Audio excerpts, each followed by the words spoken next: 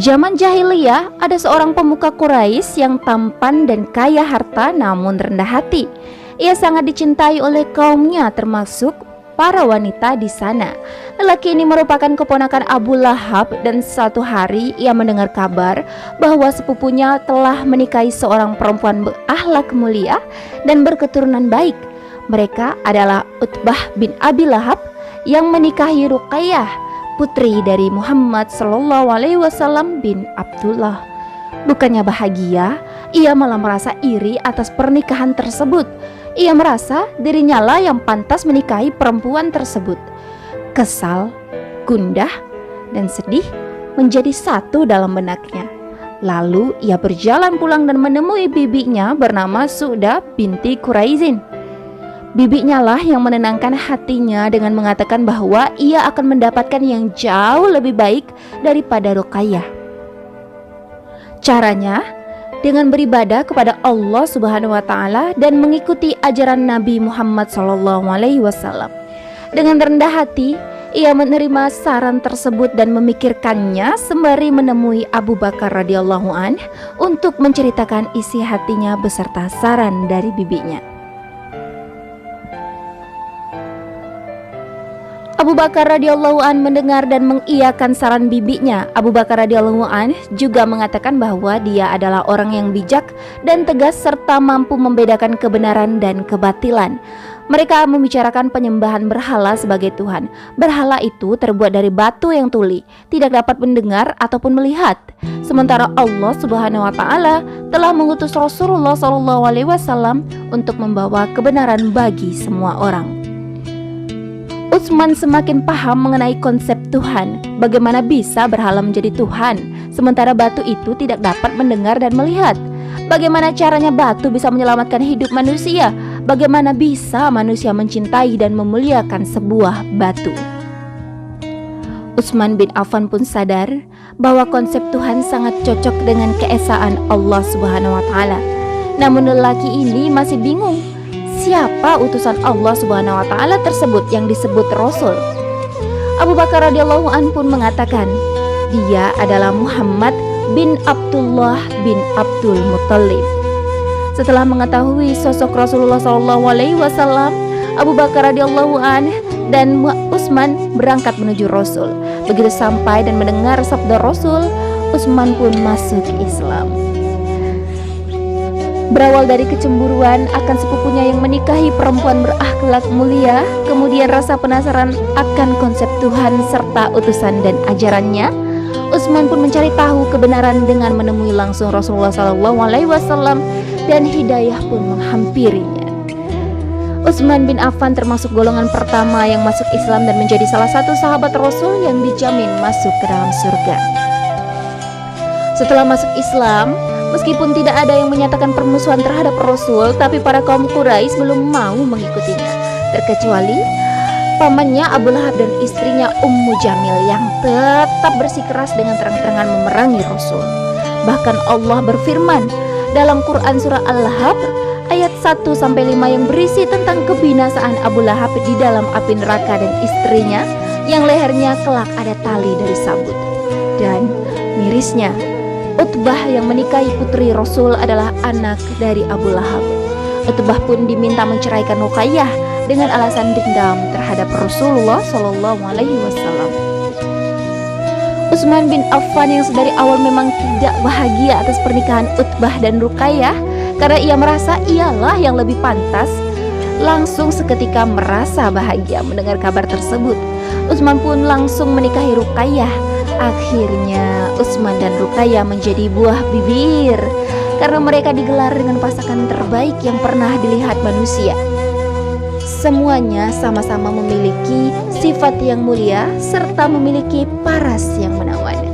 Tapi kisah Utsman ini belum berakhir bahagia. Ia masih harus melewati ujian keimanan setelah dirinya masuk ke Islam dan menjadi menantu Rasulullah SAW, orang yang ia muliakan sejak masuk Islam. Sebab Utsman kemudian ditangkap oleh pamannya bernama Hakam. Utsman kemudian diikat dengan tali dan menginterogasi Utsman atas keislamannya. Hakam begitu marah dengan merasa malu karena Utsman yang seorang pemuka Quraisy dilihat banyak orang malah menjadi contoh yang menolak berhala serta mengesahkan Allah Subhanahu wa taala. Utsman pun mengalami siksaan, namun ia tidak pernah sedikit pun mau melepas keislamannya. Karena perlakuan yang keji terus-menerus dilakukan kepadanya, Utsman mengajak istrinya hijrah ke Habasyah. Namun mereka kembali rindu pada Rasul dan kota Mekah.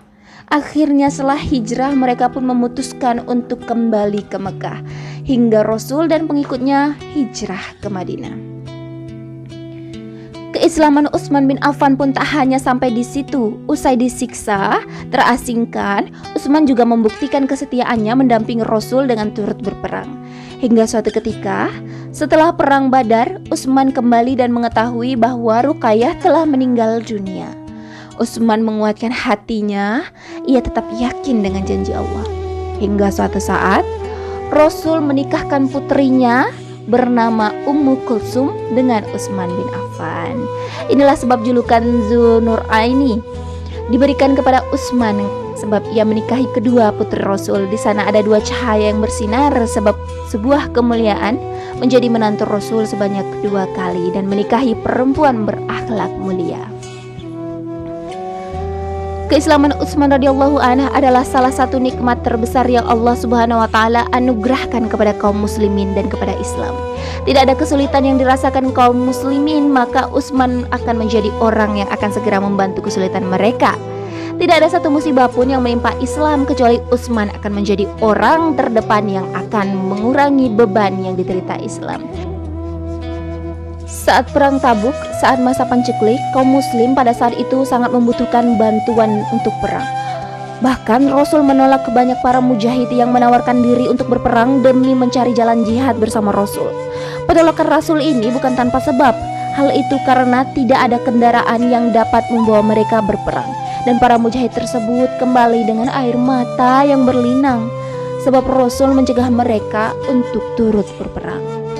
Masya Allah, Utsman kala itu tanpa rasa sombong menawarkan diri mendukung kebutuhan finansial Rasul dan pasukan untuk melawan pasukan Romawi yang banyak dengan logistik yang memadai dengan menyumbangkan 100 unta dan 1000 dinar emas. Utsman bin Affan pernah memperluas Masjid Nabawi dengan hartanya dan akhirnya menjadi khalifah. Di bawah kekhalifahannya, daerah Armenia, Kaukasus, Khurasan, Karman, Sigistan, Siprus, dan beberapa daerah kecil di benua Afrika berhasil ditaklukkan atas izin Allah Subhanahu wa taala, dan kaum muslimin saat itu menjadi kaum yang sejahtera. Utsman yang begitu rendah hati, pemimpin yang bersahaja, menyejahterakan rakyat pun masih mendapatkan cemoohan dari orang-orang yang kufur nikmat dan zalim terhadap Utsman beserta keluarga. Bahkan sekelompok orang mencoba membunuh Utsman, namun terhalang kaum muslim yang melindunginya. Tapi Utsman kala itu mengikhlaskan apapun yang terjadi pada dirinya atas izin Allah Subhanahu wa taala. Maka Utsman tidak ingin dilindungi. Ia memilih berjuang dibanding harus mengorbankan banyak nyawa hanya untuk melindungi dirinya. Saat Utsman memejamkan matanya sebelum terjadi pembunuhan terhadap dirinya, ia melihat Nabi Shallallahu alaihi wasallam yang diiringi oleh kedua sahabatnya yang bernama Abu Bakar As-Siddiq dan Umar bin Khattab radhiyallahu anhu. Utsman mendengar Rasulullah SAW bersabda kepadanya, "Segeralah menyusul kami ya Utsman." Maka Utsman merasa yakin bahwa ia akan segera berjumpa dengan Tuhannya dan Nabinya. Pagi itu, Utsman bin Affan berpuasa. Ia meminta untuk dibawakan celana panjang dan kemudian ia mengenakannya, karena ia merasa khawatir bahwa auratnya dapat tersingkap jika ia dibunuh oleh orang-orang yang mengancamnya. Pada hari Jumat 18 Zulhijjah terbunuhlah seorang hamba yang rajin beribadah dan berzuhud, orang yang suka berpuasa dan melakukan qiyamul lail, orang yang berhasil menyatukan mushaf Al-Quran, menantu Rasulullah SAW. Ia berpulang ke pangkuan Tuhan saat ia sedang kehausan karena berpuasa, sementara kitabullah terbentang di antara kedua tangannya. Itulah sepenggal kisah dari Utsman bin Affan. Semoga kita dapat menarik hikmah bagaimana kesetiaan seorang sahabat Rasul yang memiliki kecerdikan dan pada akhirnya mempergunakan kecerdikannya untuk memikirkan kalamullah dan memikirkan tanda-tanda kebesaran Allah.